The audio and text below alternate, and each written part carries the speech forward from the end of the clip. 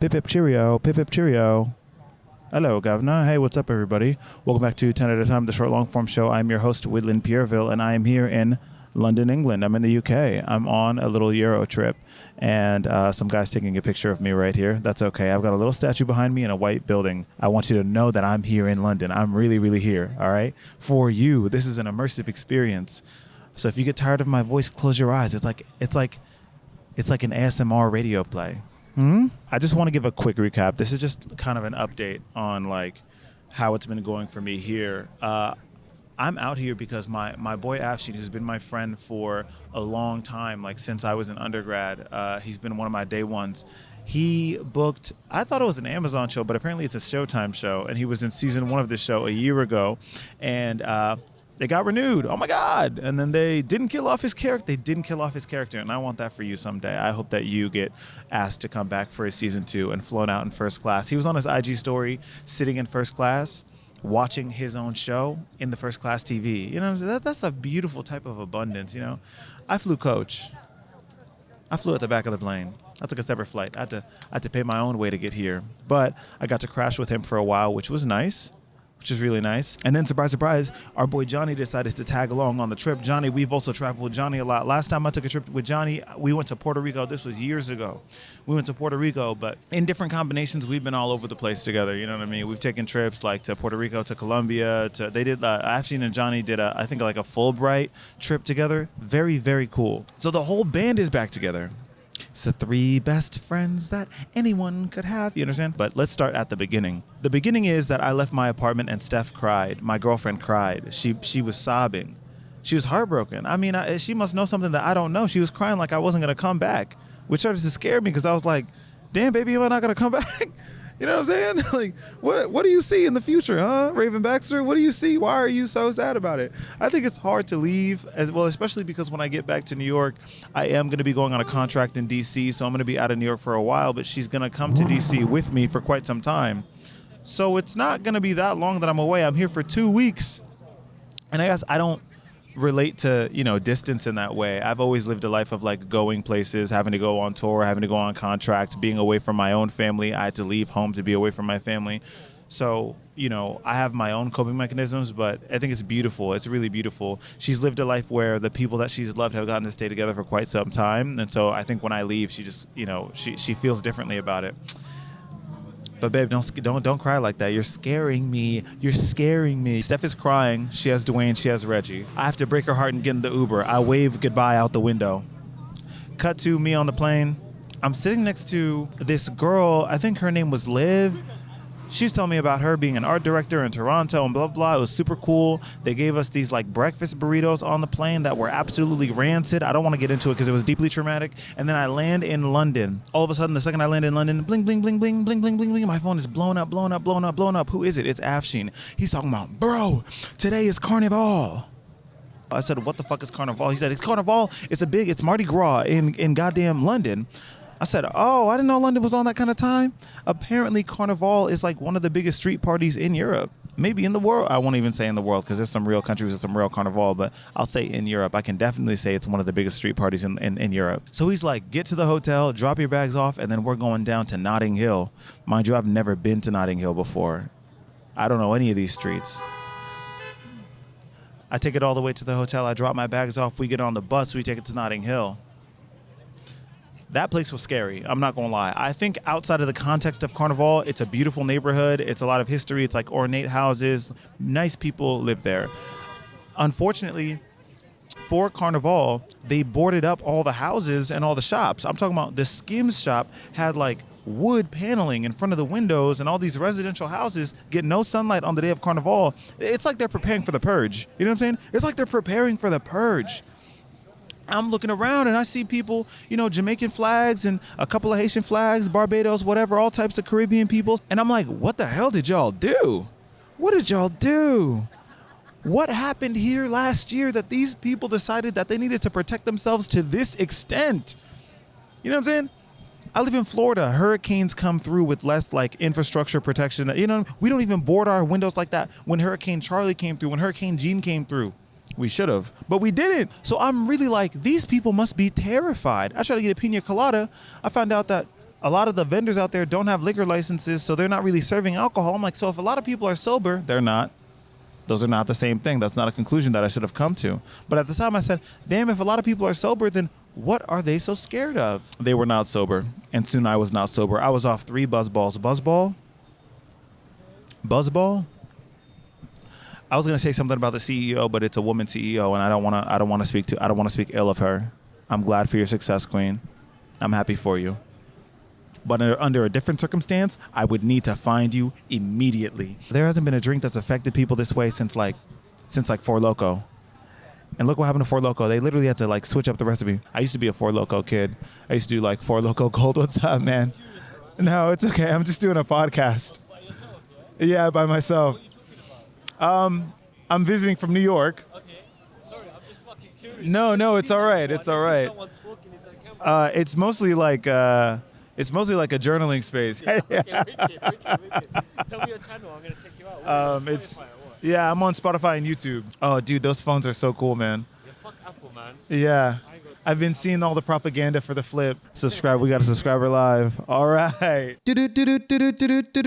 Hey, this just in. A technical difficulty. So my recorder died while I was recording this on the street. And so I'm here in post to fill you in on the parts of the story that didn't get recorded when my recorder died.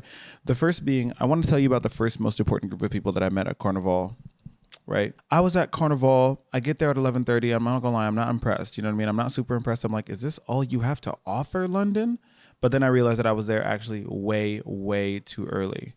I was walking around. I met a bunch of cool people. I ran into some cool influencers, UK people, my mutuals. I said, oh, what are you doing here?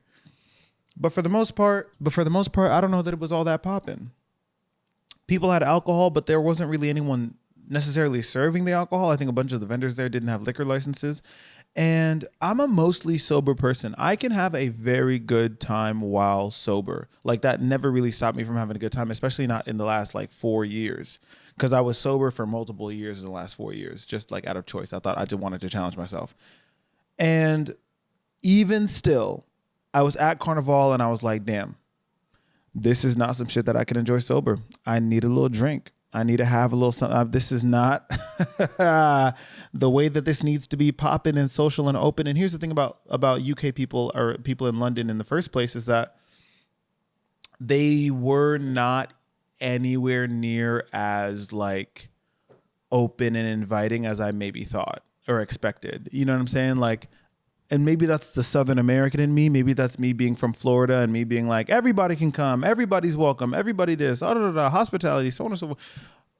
Maybe it's the American in me. People talk about Americans like, oh, Americans are so... Well, a lot of other countries think Americans are superficial and fake.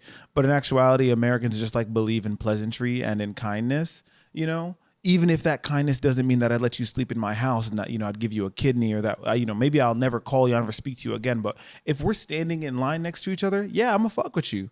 For that 5 minutes that we're in line next to each other, I'm gonna fuck with you. I don't really rock with that in the UK. They're a little like, And it's funny because all of the people at Carnival were diasporic people, but I still felt like this kind of frigidness from them, even though a lot of them were not necessarily British or English.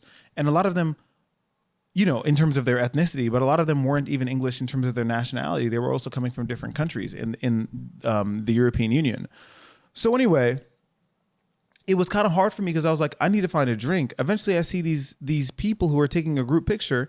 And one thing about me, and this is whether I want something from you or not, like this is just my favorite thing. I'm gonna hit you with you want me to take that picture for you?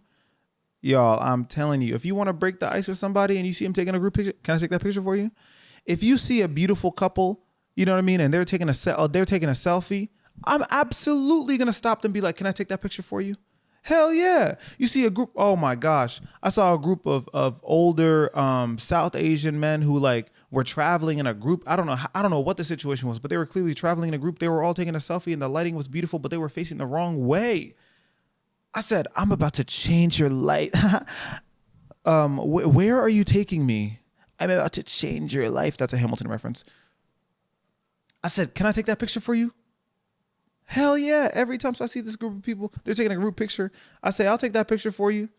Ching. Hey, so tell me, what the fuck is going on here? Like, how am I supposed to really do this shit successfully? How am I supposed to have a good time? They say, go right here, get a buzzball. And then this right here is the Rampage stage. This is the most illustrious stage at Carnival. This is where all the celebrities turn up to. I said, okay, cool. That's what I want to hear. And this is where the best music's at. All right, cool. I get 3 buzzballs. I'm off the buzzballs. Okay, cool. Now I'm at the Rampage stage. Okay, cool. Here comes the first most important person that I met while I was at Carnival. I'm looking around, and I look to my right, and I see what? A Haitian flag as a bandana. Someone has it wrapped around their head. When I tell you I kicked through the crowd so fucking hard, I said, move, move, move. I get up to the person with the Haitian bandana, and I say, Zo, suck up fet, monsieur. What's good, bro? He goes, mm-mm. I say, you Haitian? He goes, mm-mm. He grabs somebody else and pulls him. The person that he grabs and pulls in, I say, are you Haitian? He says, yeah, I'm Haitian. Are you Haitian? He says, yeah. I said, monsieur. We're lit. We're speaking in straight Creole in the middle of Carnival, in the middle of the Rampage stage. He's telling me that he's from Paris. Bro, I'm going to Paris. That's the next city that I'm going to. Me meeting a Haitian living in Paris before I pull up to Paris, that's actually like such, like it literally, it's like titillating. That's such an ideal circumstance. There's so much serendipity in that, bro. I said, brother, I trust you with my life. He said, we're getting the fuck out of here. You want to come? I said, hell yeah. He said, this is my whole crew. Let's go. We're going to another place. I said, oh, hell yeah, let's go. I'm walking with them. This is where the tragedy strikes. You gotta imagine this shit like in slow motion. Okay, close your eyes and imagine this shit like in slow motion, like it's like you're watching the Titanic go down. You know what I mean? This man who is my brother, literally a brother to me, who I met 2 minutes ago. He has like a halo around his head.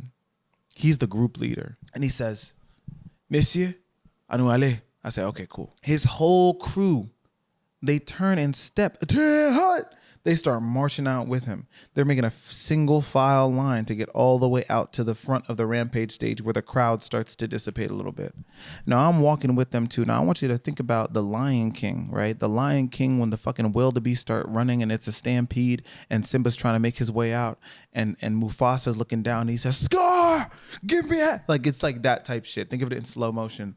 Slowly but surely, all these other Africans start cutting in between me and the other people who I'm following. They're cutting in between me and the line. And I see the girl who's right in front of me, who's the caboose of the train of the people who I just joined. And I see her, and then someone cuts me and they bump me and I go, oh shit, sorry, excuse me.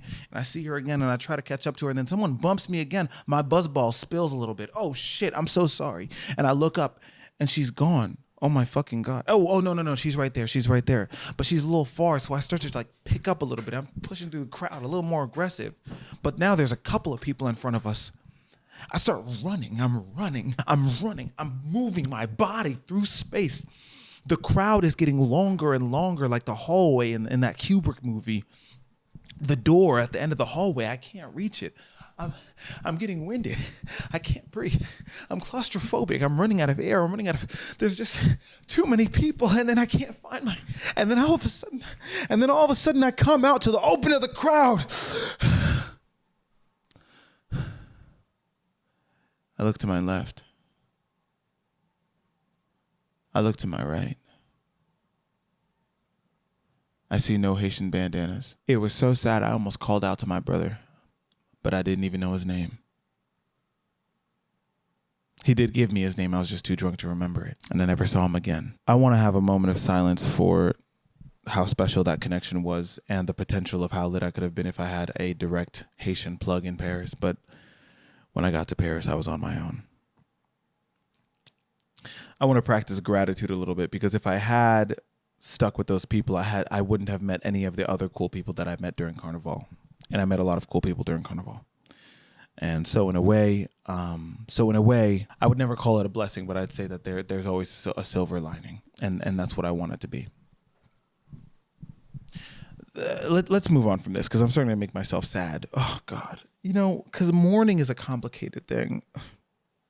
Brother, if you're listening to this, I miss you. I hope you had a buzz ball. You guys, my recorder died. I don't know how much of that you got.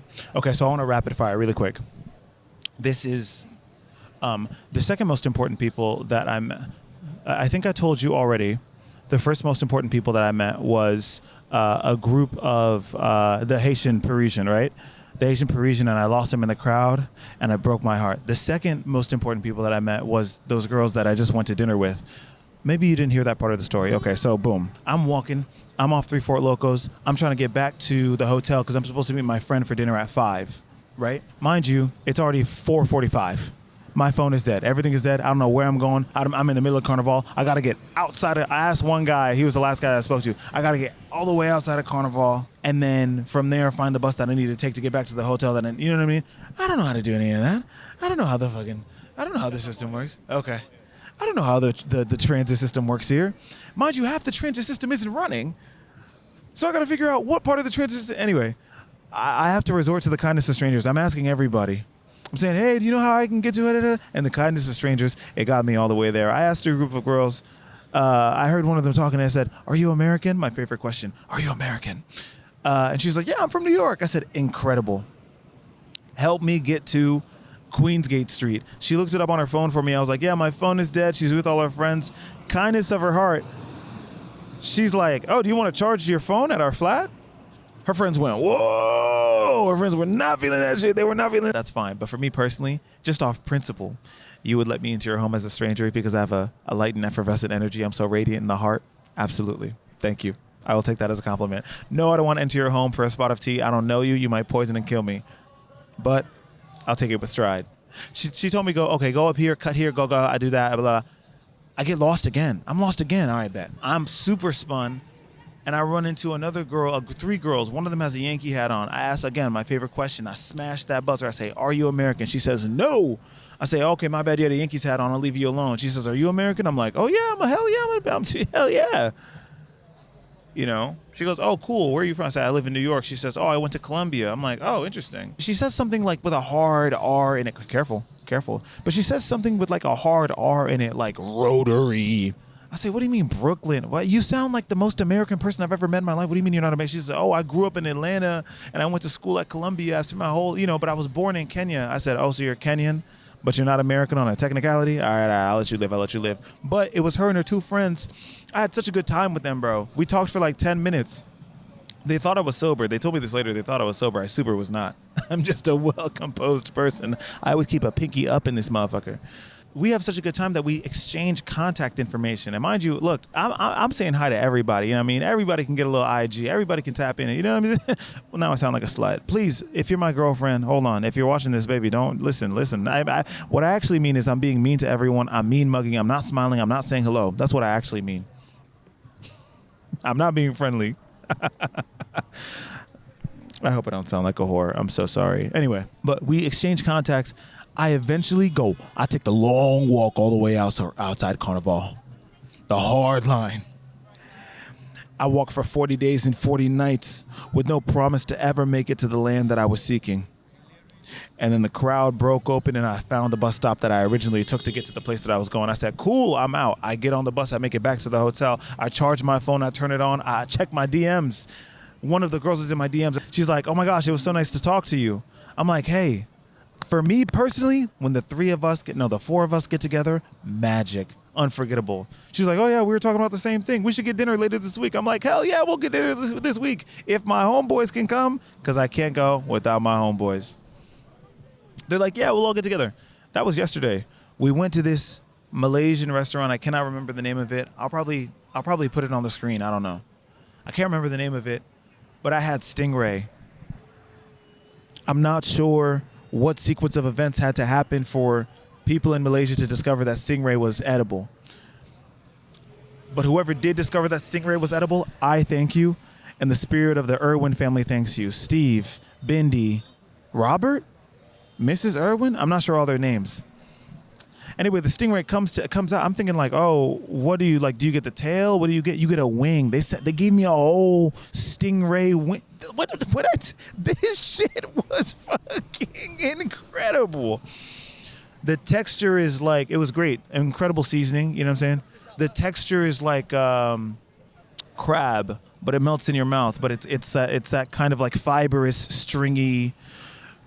you could put a fork in it and twist the knife around, and it wraps around the knife like it wraps around the fork like spaghetti.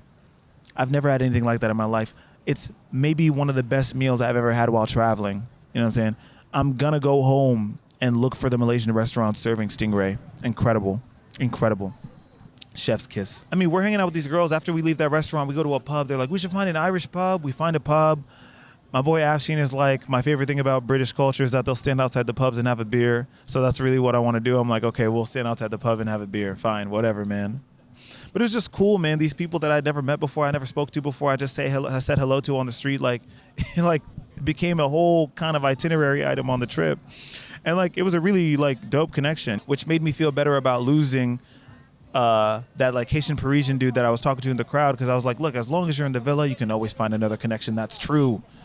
Never give up. The third best group that I ran into, this isn't really a ranking. This is just the dope people that I ran into. The third group that I ran into yesterday, or like 2 days ago, Afshin is not on set, so he has more time, man. We do all the tourist stuff. We do Big Ben. We hit the Thames. We do the London Eye. It's all cool, right? He takes me to this fish and chip spot. I'm not a big fish and chips person, but the fish and chip spot had battered halloumi. I got this dude next to me cracking. Hey, what's up, man? I'm eating. They serve battered halloumi. We eat the fish and chips, and then he has to go back to the hotel because he has to be on set the next day. I'm like, cool, I'm going to hang out here. So he leaves. I go to another bar. I go upstairs to this bar. I get a drink. I ask them to charge my phone. My phone is dying again. You understand that this is actually a core part of my character, and it's a flaw that I am working on. I asked them to charge my phone. They can't charge it. I say, fuck it. I'm going to have to go in this open-hearted, raw. Watch your mouth. I leave that bar. I walk out onto the streets, and I hear someone go, oh my gosh. I'm like, oh hell yeah, I know an American when I hear one. I turn to this group. It's a guy and a girl, and I say, are you American? She's like, no, I'm Dutch. How are you Dutch? You sound like Miley Cyrus. How are you Dutch? You sound like Lizzie McGuire. I take your word for it. I'm gonna take their word for it. They're cool people. I'm like, what are you doing in London? If you're Dutch, if you live in the Netherlands. They're like, oh yeah, we're here for the guy has a boyfriend. It's his boyfriend's birthday, and also he just graduated from a school in Dublin. I'm like, cool. I talk with them for a little while, and I say, hey, can I say something crazy? Hands in on three. I feel like the chemistry in the room is going through the roof right now. They were not excited to hear that. They did not put their hands in on three. I said, okay. I chatted them up a little longer. We talked a little more, you know. I'm like, oh, so what did you study? And, oh, okay, so you're Moroccan and you're from Suriname. And, oh, okay, cool. They're on a road trip from Dublin to wherever they stay in the Netherlands. All right. We talk a little more. I'm telling you, the energy is percolating. The energy is up. I said, can I say something crazy? Hands in on three. They put their hands in on three, and at that point, we were a team. We were locked in. I said, we got to get a drink at this point. We go from bar to bar to bar to bar. Me and these random people. Me and these two randos. We go from bar to bar to bar to bar. We're having a great fucking time. We end up at a bar that does like 6 shots for $20. 20 pounds. Be respectful. 6 shots for 20 pounds. They're flavored. We get mixed drinks. Okay, now it's 11 o'clock. Now it's 12 o'clock. Now it's 1 o'clock. Now it's 2 o'clock. We end up at a spot this lady took us to. She like kidnapped us from one bar and said, follow me. She took us to the next spot. She was very drunk, Irish. She was like, oh yeah, I'm friends with this very famous Irish comedian. We said name drop. She wouldn't name drop. That was childish. And she's like, come to this bar. It's so cool. I have vouchers. She gives us vouchers. We get like a shot with a drink that we order. I think she actually tried to make a pass at the Moroccan girl that we were with. We had to form a little barrier. It's not that deep. But anyway, she was very embarrassed about it. Now we're embarrassed. I was like, no, she's with me. I'm American. I'm territorial. It's a New York thing. I don't know. It's not a New York thing. I'm not territorial. But I'm like, you're really up on this girl. And she's my best friend now for tonight. She's one of my best friends. And the guy is my other best friend. So back up. We leave that spot. And as we walk out, somebody grabs my shoulder. I say, whoa. I turn around. He says, hey, man, are you from TikTok? I say, hey, lower your voice. I had already told these people that I work in like digital marketing. They go, oh, TikTok. I'm like, yeah, TikTok. Okay, TikTok. Let's not do too much about it. Here comes like 6 other dudes out the bar that are all part of this guy's clique. And they're like, yeah, we're from Philly, man. we know all about you. I'm like, oh, hell yeah, then let's go to this next place. We go to the next place, it's a whole round. And another place, it's another round, man. That shit was lit.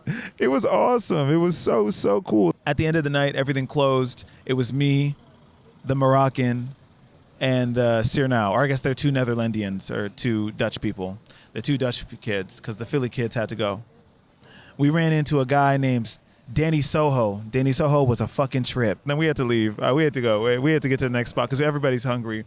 The only place that's open with a bathroom is this casino. We get into the casino, use the bathroom. I'm in the lobby. I'm like, hey, I mean, we're already here. Let's. I mean, what's a little 50 pounds on the table? Let's do a little 50 pounds on the table. We pulled 50 pounds out of the ATM. We lost it in about 5 minutes at the roulette table. Apparently, there's skill involved in roulettes. I didn't know that. I've never played that game. I like the slot thing. I've only ever been to a casino once before, so I really don't know what I like. I don't believe in gambling, but enough Coke and rums, and I'll believe in anything. We leave that, we grab a bite to eat, and there was a fountain just like this one, super late. It's like 4 o'clock in the morning. There's a fountain just like this one, and it's me and these 2 people that I met this night, and we're like eating this like late night shawarma. I wish I got a video that I could share with you guys, but I forgot to bring my camera out. What else, bro? I went to Stonehenge. I didn't even say that. I went to Stonehenge. One of these days, nothing, there was no socialism, there was nothing, because I woke up, I got on the train. The train took me to a town called Salisbury. I thought Salisbury was like the steak, like a Salisbury steak, but the 2 are actually not affiliated whatsoever. Salisbury steak is named after a guy whose name was Salisbury, and then this town happens to be named Salisbury. Maybe like in a deep, like historical way, there's some kind of, I don't know, I'm not a historian, which I learned at Stonehenge, because I didn't know anything about Stonehenge. I thought I did. I pull up to Stonehenge. You guys, I'm going to tell you this. The thing about Stonehenge is that the Stonehenge part of Stonehenge is actually that's the least interesting part of Stonehenge. Firstly, what you don't know is that there are many, well, maybe you do know this because my audience is obviously more intelligent than me. You have a wide breadth of historical knowledge. And I would actually never even try to insinuate that you don't know things that I don't know. Sexy, intelligent, well-dressed, stylish, talented people. So let me speak for myself. That's what I'm saying right now. I'm going to speak for myself. I did not know that there were many other henges. It's not just Stonehenge. Henge is like a suffix. It's like a type of historical structure, maybe all from the Neolithic era. I'm not sure.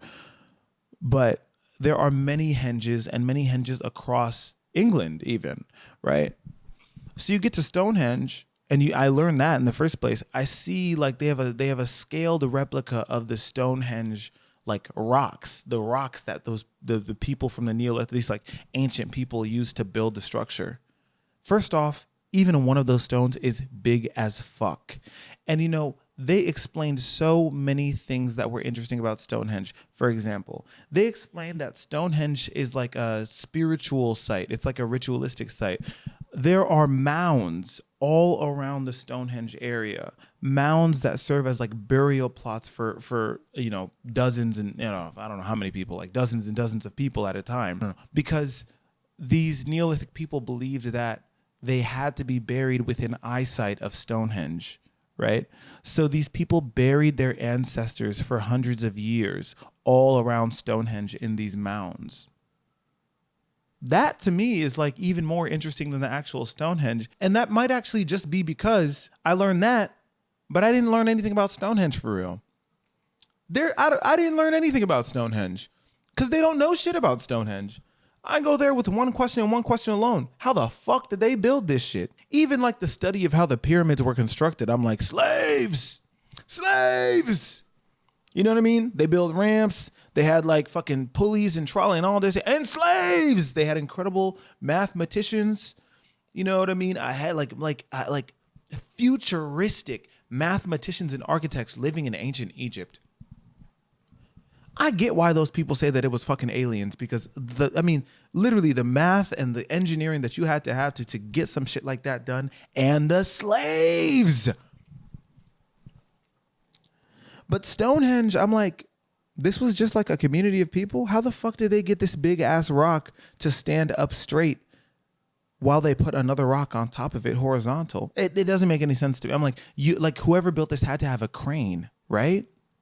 Or maybe they like built wooden frames to hold the stones, but the stones were heavy as fuck. There's no rhyme or reason, at least in like the audio tour that I took. I'm like, how the fuck did they build this? And how many generations of people, and to my knowledge, no slaves, had to come together to get this done? But the sad part about Stonehenge is that the most interesting part of Stonehenge is not Stonehenge itself. Maybe if you go during the solstice, because during the solstice you can see it function as like a solar calendar, but then the solstice is so crowded. The lady who was at the gift shop told me that the solstice events at Stonehenge, thousands of people show up because they bus people in for free from London, from all over the UK, and there's no admissions fee. Because I guess they just believe that people should be allowed to experience that. It's very kind. It's very generous. It's very un-American. You're wasting a lot of profit opportunity there. And while I think it's beautiful, I myself would never condone that. Do you think Stonehenge pays for itself? No, it doesn't. It doesn't. So anyway, no. So anyway, what you have to understand about me is that I grew up in Florida. I grew up in Orlando, Florida. I grew up in the palm of Mickey Mouse. I grew up with Mickey Mouse. I grew up in the palm of Mickey Mouse. I grew up with Mickey Mouse's palm in my asshole. Everything that the light touches in Orlando, Florida belongs to Mickey Mouse. And so I have a personal policy against gift shops. But the merch at Stonehenge was so fucking tough, bro. I got 2 shirts and a tote bag in the gift shop at Stonehenge. That was actually more interesting to me than Stonehenge itself. I need to know who these artists were. I might look it up later. What you don't see in this episode is that people kept stopping me to talk to me throughout the entire duration of me sitting here recording this episode. I might include some of the footage and just lay this audio on top so it won't sync with my mouth. But that's what's happening, is that many people stopped to have actually very deep and intimate conversations with me about their personal journaling practices and like where they come from and like their relationship to the internet while I was recording this episode, which does go directly against what I just said about UK people being a bit like less open and cold. But you have to understand that like if I did this anywhere else, like a flash mob would happen, because I'm so radiant and effervescent and like magnetic. Yeah, it's just that's what comes. That's the price you pay with bottomless charisma. Okay, let me get the fuck out of here. Hey, this has been 10 at a time, the short long form show. Thank you so much for watching. I'm having so much fun in the Europe, and I will talk to you soon as fuck. Okay, I love you. Toodles. Bye.